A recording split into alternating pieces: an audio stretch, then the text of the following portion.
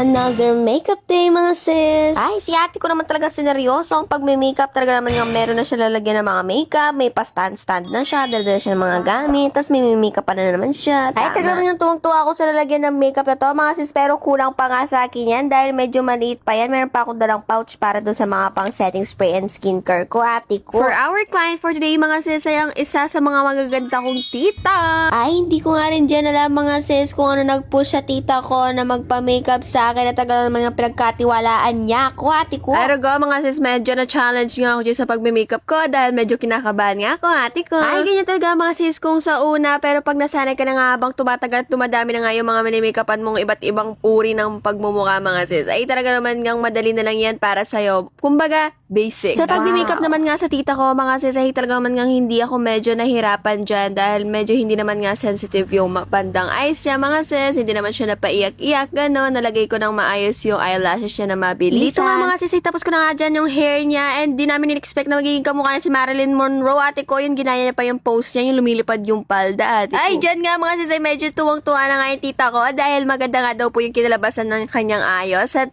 sobrang saya ko na dyan, ate ko, at I think successful naman ang pag-makeup Medyo ko. Nagahul nga lang po tayo sa oras dyan, so na-challenge na naman ako sa pagmamadali ko sa pag-makeup, mga sis, dahil kumain muna yung tita ko and naligo. After nga no, mga sis, ay ginamitan ko lang yung tita ko ng brightening lotion and then nagpakilay and contour nga itong anak niya po na pinsan ko po. Mabilisan nga lang daw dahil habang nagbibihis si tita ko nagpa-contour tapos nagpakilay and then nagpa-blush on yung pinsan ko. At ito na nga po yung pinaka-result ng makeup ng tita ko. Hindi ko na nga na-video yung pinaka-before, so ito na lang yung after. Hope you like it, mga sis. Bye!